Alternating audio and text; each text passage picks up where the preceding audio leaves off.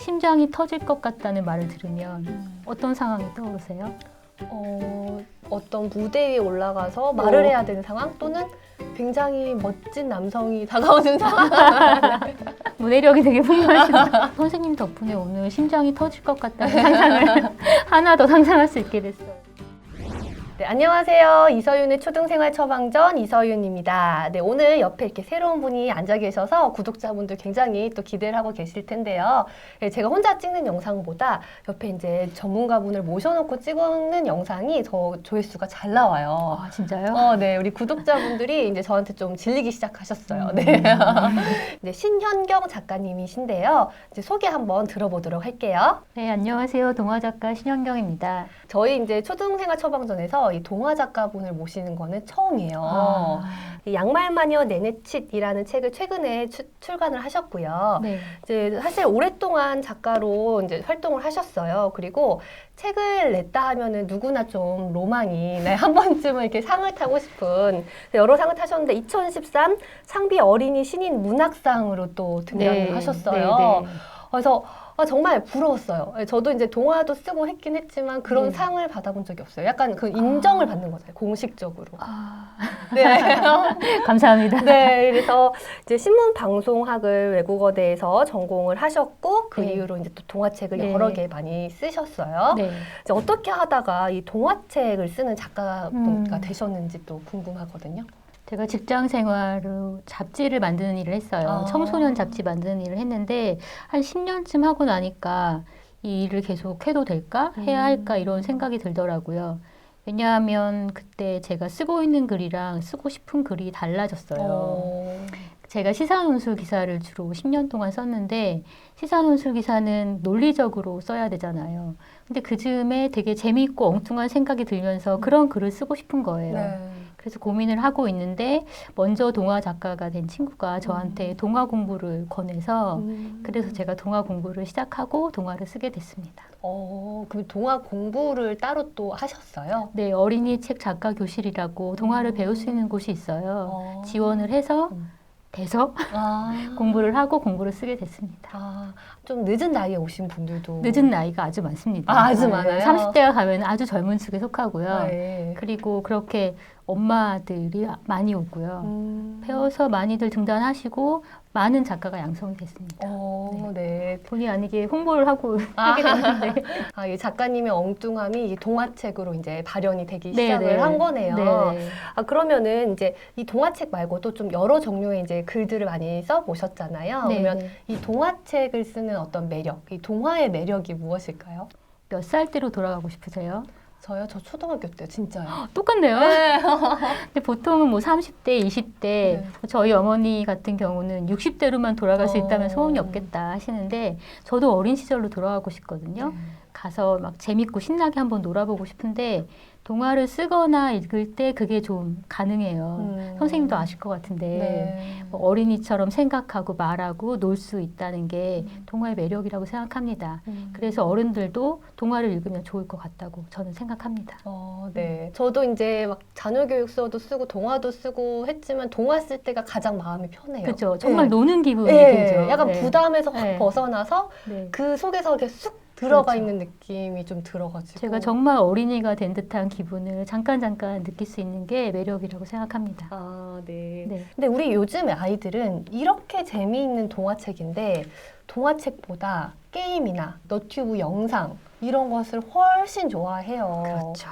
그것에 대해서 또 어떻게 생각을 하세요? 게임이나 영상을 멀리해야 된다고 생각하지는 않는데 다만 독서 경험이 조금 쌓인 다음에 영상을 접하면 어떨까 그렇게 생각을 해요. 저학년들도 유튜브 많이 보잖아요. 네, 정말 많이 그렇죠. 봐요. 네. 저도 이제 가까운 친구 아이들이 많은데 영상을 보고 있을 때 옆에 가서 그 방송 뭐야? 이렇게 물어보는 경우가 많거든요. 네. 그러면 보통 다 이렇게 대답해요. 이거 되게 웃겨요. 되게 웃겨요가 먼저고 그래서 제가 다시 물어봐요. 누가 뭐 하는 방송이야? 라고 물으면 보통은 대답을 잘 못하는 거예요. 계속 여러 번 보고 있는 애들인데도 그런데 독서력이 있는 애들은 조금 다른 게 다시 물어보면 누가 나와서 어떠어떠한 걸 하는 방송이다 하고 채널의 성격에 대해서 설명을 해요. 영상이나 게임도 맥락이 있고 스토리가 있잖아요. 네. 독서력이 없는 아이들은 그걸 잘 읽지 못하고 그냥 재미있어서 하는 반면에 독서력이 있는 애들은 자연스럽게 그걸 읽어내는 것 같아요. 그래서 저는 독서 경험이 없는 상태에서 영상을 접하면 나중에 책을 읽었을 때도 순간순간 재미있는 장면에만 집중을 하게 돼서 네.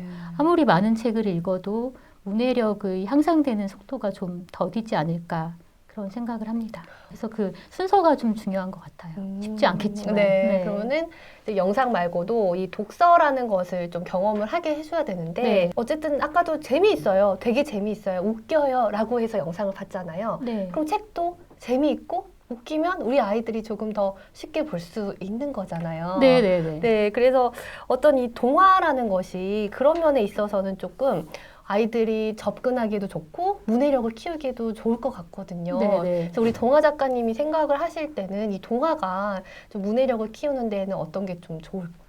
주변에서 문해력 얘기가 많더라고요. 네. 그 친구 학부모들 얘기를 들으면 중학교고 초등학교고 학교에서 문해력에 대해서 고민하는 선생님들이 문자도 보내고 하신다는 얘기를 들었거든요. 문해력을 키우려면 글을 읽어야 하잖아요. 네. 그런데 어린이 눈높이에 맞는 글은 당연히 동화니까 동화가 어린이들의 문해력을 향상시키는데 좋다.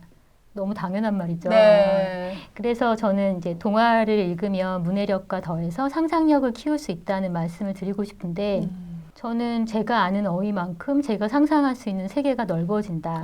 그렇게 생각해요. 네. 예를 들어서 공룡이란 단어 하나만 알고 있으면 네. 공룡의 모습을 상상할 수 있죠. 네. 그런데 초식 공룡, 육식 공룡이라는 단어를 알고 나면 그 공룡들이 생활하는 공간, 생활상까지 상상할 수 있잖아요. 네. 나아가서 공룡의 그 다양한 이름들을 다 알고 나면 상상하는 세계가 끝없이 넓어져요. 또 어휘가 저는 감정에 대한 상상 범위도 넓혀준다고 생각하는데요. 심장이 터질 것 같다는 말을 들으면 어떤 상황이 떠오르세요? 어떤 무대 위에 올라가서 말을 해야 되는 상황 또는 굉장히 멋진 남성이 다가오는 상황. 문해력이 되게 풍부하시다. 그렇게 막 즐겁고 벅차오르는 상황도 있는데 단순하게 막 숨이 찬 상황도 있고 슬퍼서 복받치는 상황도 있잖아요. 근데 선생님과 제가 이런 상상을 충분히 할 수 있는 건 이 어휘에 대한 이해가 깊기 때문이죠. 단순히 사전에서 이 단어를 외운 게 아니잖아요. 네. 저는 그런 의미에서 어휘가 상상력을 넓혀준다고 생각을 하는데 물론 공룡이나 심장이 터질 것 같다는 단어를 동화에서만 배우는 건 아니죠. 그런데 이야기 속에서 어휘를 접하면 이해도 쉽고 상상력도 지금처럼 풍부해지잖아요. 특히 동화에는 아이들이 그 상상으로 메울 수 있는 빈 공간이 있다고 생각해요. 예를 들면 공룡 얘기가 나왔으니까 공룡이 나오는 동화를 읽고 나서 어떤 아이가 여기 나온 주인공 공룡 친구들은 어떻게 됐을까? 그리고 이 주인공 공룡은 엄마를 만났을까? 뭐 이런 얘기를 던져요. 네. 선생님도 뭐 그런 경험을 당연히 하셨을 텐데 이런 질문은 책에 없는 내용이잖아요. 그런데도 궁금해하는 거죠. 저는 이게 그 빈 공간을 채우는 상상력이라고 생각하거든요. 그래서 동화를 읽으면 아이들이 어휘와 함께 상상력을 키울 수 있다고 생각합니다. 맞아요. 그냥 지식만 또 딱 알려주는 거랑 네, 그 네. 이야기는 굉장히 힘이 있는 네, 것 네, 같아요. 맞아요. 근데 작가님이 이 어휘만큼 우리가 생각할 수 있다라는 게 너무너무 와닿거든요. 네. 저도 선생님 덕분에 오늘 심장이 터질 것 같다는 상상을 하나 더 상상할 수 있게 됐어요. 그러면은 우리가 이제 아까 감정에 대해서 좀 상상의 범위가 넓어진다라고 했잖아요. 그러니까 자기 감정을 좀 말로 표현하는 것 또는 글로 표현하는 거를 아이들이 힘들어해요. 네. 일기도 보면은 항상 아이들이 참 재미있었다라고만 써서 그게 네. 고민이라고 많이들 말씀을 하시거든요. 그래서 이 자기 감정을 좀 말로 표현하는 것 어떻게 좀 더 잘할 수 있을까요? 글로 표현하든 말로 표현하든. 많이들 말씀하시는 게 요즘 아이들은 뭐 이모티콘 하나로 감정을 전달하는 데 네. 익숙하다. 자기 감정을 말로 잘 표현 못하고 그래야 할 필요성도 잘 못 느끼고 제가 앞에서 말씀드렸듯이 뭐 아이들한테 그거 재밌니 뭐 이런 얘기를 물어본다고 그랬잖아요. 제가 친한 어린이들이 몇 명 있는데 저랑 대화를 잘 하면서도 기분에 대해서 물어보면 화가 났을 때도 저한테 그냥 하고 기분이 좋아도 그냥 이래요. 기분을 잘 설명하지 못하는 거죠. 문제는 자기 감정을 자기가 읽지 못한다는 건데 그 감정을 아까 말했다시피 짧은 어휘로만 이해하다 보니까 감정에 대한 이해도 넓지 않은 것 같아요. 자기 감정을 이해 잘 못하니까 당연히 타인의 감정도 잘 읽지 못하고 그러다 보니까 관계 맺기도 조금 어렵고 의사소통도 조금 어렵고 그렇게 생각하는데요. 사실 어휘가 더 많다면 참 재미있다를 감동적이었다. 뭐 재미가 슬플 때도 재미있다는 말을 쓸 수 있잖아요. 그걸 다양하게 표현할 수 있는데 그 어휘를 모르다 보니까 단순히 재밌다 혹은 그냥 이렇게 표정으로만 감정을 전할 수 있는 거죠. 마음을 못 읽는 걸 수도 있지만 그냥 어휘를 몰라서일 수도 있다라는 거네요. 자기가 자기 마음을 읽을 때도 자기가 감정에 대한 어휘가 부족하면 화났을 때도 상대방한테 내가 화난 걸 전달하면서 의사소통이 돼야 되는데 나 화났어. 그게 서운한 건지 어떤 건지 설명을 잘 못할 수 있어요. 그게 어른이나 청소년이나 아이나 마찬가지라고 생각을 하는데 그냥 이렇게 말하는 아이라고 치더라도 희한하게 동화를 읽고 얘기를 나눠보면 이런 말을 해요. 예를 들면 친구들이 싸우는 장면을 보고 나도 저럴 때 화나요. 나라면 쟤보다 더 화냈을 거예요. 혹은 나라면 저 때 용서해 줬을 거예요. 이런 얘기하고 친구가 이사 가는 장면을 보고 나면 나도 내 친구가 옛날에 이사 가서 슬펐어요. 그 친구랑 있었던 추억도 얘기해요. 또 제일 인상적이었던 건 수줍음 많은 아이였는데 수줍음 많은 아이가 나오는 장면을 보고 쟤한테 누가 먼저 말을 걸어줬으면 좋을 텐데. 마음이 좀 아프다. 네, 나도 말을 못 거는데 그래서 학교 가기 싫었는데 그런데 땡땡땡이가 나한테 한번 같이 놀자고 했을 때 기분이 너무 좋았다. 이런 말을 풀어내는 거예요. 그전에는 잘 차근차근 이런 감정을 얘기하지 못했던 아이가 책을 봤을 때 저랑 얘기하는 경험을 했거든요. 저는 이게 동화를 읽으면서 마음 경험을 한 거라고 생각하는데 저는 마음 경험이 이렇게 표현력과 공감 능력을 키우는 데 바탕이 된다고 생각을 해서 동화 작가로서의 가장 큰 욕심은 내 책을 읽고 문해력이 높아졌으면 좋겠다 보다 당연히 내 책을 읽은 독자가 마음 경험을 했으면 좋겠다 이런 생각을 하게 되죠. 마음 경험. 네. 너무 좋은 말인 것 같아요. 그러면은 이게 작가님이 이제 써주신 동화책들이 많이 있지만 그 중에서 이제 가장 최근에 나온 책이니까 이 양말마녀 네네칫이라는 굉장히 딱 보기만 해도 재미있어 보이거든요. 그래서 이제 간단하게 이게 좀 줄거리도 궁금해지고 어떤 내용인지 좀 궁금해지는데 좀 소개를 해주실 수 있을까요? 간단하게만 말씀드리면 양말마녀 네네칫은 판타지 동화 시리즈예요. 판타지 동화요? 네. 이번에 1권은 가짜 마녀 진짜 마녀라는 제목인데 전체 시리즈의 프롤로그에 해당한다고 볼 수 있어요. 주인공인 네네칫이 특별한 운명을 타고났다는 사실을 깨닫게 되는 과정을 담고 있는데요. 자기만의 세계에 갇혀있던 아이가 처음으로 질투, 우정, 상실감, 책임감 같은 감정을 느껴요. 그러면서 세상으로 한 발 나아가는 이야기입니다. 그 특별한 능력이 뭔지는 알려주실 수 없는 거예요? 특별한 능력은 이 이야기를 쓰기 전에 거슬렸던 부분이 있었어요. 어떤 시절에는 내가 내 이름보다 별명으로 더 자주 불리잖아요. 그런데 내 이름보다 더 자주 불리는 별명이 내가 지은 게 아니라는 것. 그리고 대부분은 그 별명이 부정적인 어휘를 뜻을 담고 있잖아요. 그게 되게 거슬렸고 별명으로 어떤 이야기를 쓰고 싶다 이런 생각만 하고 있었는데 쓰지 못했어요. 이번에 이 책을 쓰면서 이 마녀는 자기 별명을 스스로 짓는 것부터 시작했으면 좋겠다. 그리고 그 특별한 능력이라는 비밀, 특별한 능력이라는 게 그때부터 시작됐으면 좋겠다. 이런 생각을 했고 어떤 별명을 지을까 하다가 제가 좋아하는 게 양말이라서 이 주인공도 양말을 좋아하는 걸로 해서 더 자세한 건 책에 나와 있습니다. 아직은 다 나온 게 아니라 1권만 나온 거죠. 네, 근데 저는 3권까지 썼고요. 이제 더 쓸지 어떨지는 생각해 봐야겠죠. 이렇게 결론을 맺고 우리 작가님은 책을 이제 쓰신 건가요? 제가 앞에서 동화 공부를 배울 수 있는 곳에서 동화를 배우고 동화 쓰기를 시작했다고 말씀드렸는데 동화를 배울 때 정석은 결말까지 다 생각을 해서 촘촘하게 줄거리를 짜고 얼개를 짜고 동화를 써야 된다고 하시는데 저는 그렇게 쓰는 동화도 있지만 막 재밌는 동화를 쓸 때는 결론을 생각하지 않고 일단 시작을 합니다. 네. 일단 시작을 해서 그 안에서 주인공 마음이 돼서 놀다 보면 가고 싶은 결론이 있어요.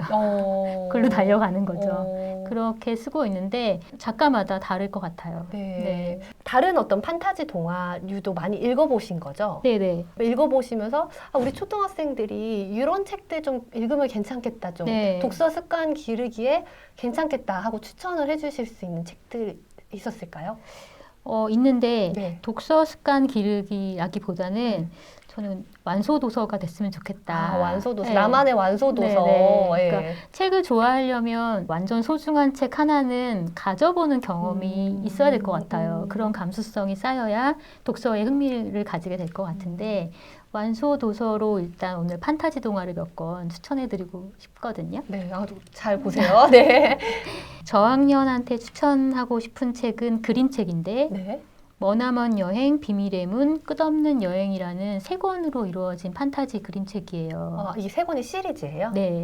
근데 물론 한 권만 읽어도 이야기가 완결이 되기 때문에 한 권만 읽어도 좋지만 저는 세 권이 다 좋아서 네, 세 권을 추천드리고 싶고요. 이 책의 특징이 글이 하나도 없어요. 글이 없어요. 세 권 다 그림만 있어요. 아, 그림만 있는데도 보고 있으면 머릿속에 아주 화려한 판타지 세계가 그려져요. 애들이 정말 좋아하겠네요. 네. 글이 없으니까. 네. 보기만 하면 되니까. 그렇죠. 네. 처음에는 그냥 영상을 보듯이 그냥 보기만 할 수 있지만 저는 이 책을 보면서 나중에 이야기 짓기 활동을 해보면 좋을 것 같아요. 그러기에 아주 추천할 수 있는 책입니다. 네. 저희 반 학생들하고도 해봐야 되겠어요. 네. 네. 그리고 중학년 이상 학생들에게 추천하고 싶은 책은 이어 위그와 마녀입니다. 이어 위그와 마녀. 네. 이거는 어떤 마녀예요? 네. 하울의 움직이는 성이라는 네. 만화 영화 아시죠? 네네. 네. 이 원작자가 쓴 동화책이에요. 네. 얼마 전에 지브리 스튜디오에서 애니메이션으로 제작을 했습니다. 네. 네. 애니메이션 나왔어요. 네, 책도 네. 있고 애니메이션도 네. 있는 거예요. 네. 그럼 책도 보고 애니메이션도 보면 되겠네요. 그리고 고학년 이상 학생들에게 추천하고 싶은 책은 달빛 마신 소녀예요. 미국에서 그의 최고 아동문학에 수여하는 뉴베리상을 수상한 작품이고요. 책이 좀 두껍긴 하지만 일단 시작하면 빠져나오기가 힘들어요. 소녀를 둘러싼 이야기가 정말 아름답고 웅장하게 펼쳐집니다.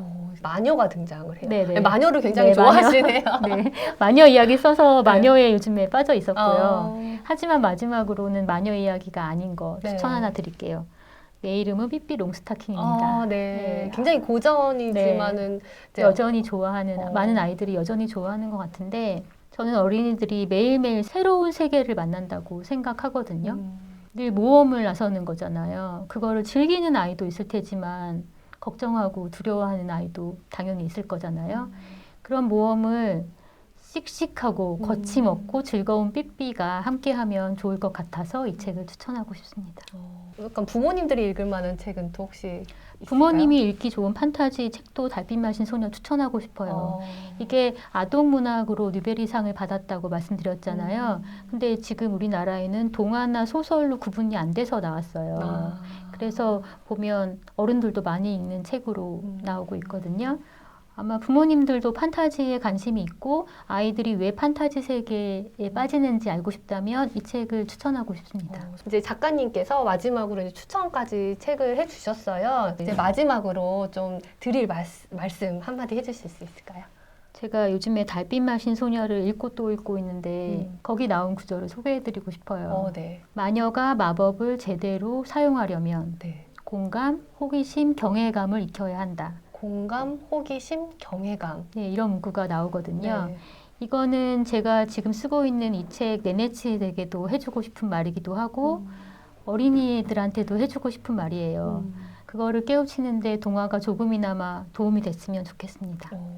근데 약간 경외감을 느낀다. 이게 네. 말이 조금 덜 와닿아가지고 네. 약간 조금 덧붙여서 설명해 주실 수 저도 있을까요? 이 구절을 읽고 경외감에 대해서 똑같이 고민을 해봤거든요. 아이들에 한정돼서 생각을 해보자면 더 큰 세상으로 나아갈 때 자신감, 용기도 필요하지만 그 더 큰 세상을 보면서 그 감탄, 세상에 대한 감탄 혹은 내가 생각하는 훌륭한 사람에 대한 감탄 이런 경외감이 나를 더 다질 수 있게 만든다고 생각해요. 그래서 저는 경외감도 같이 와닿았습니다.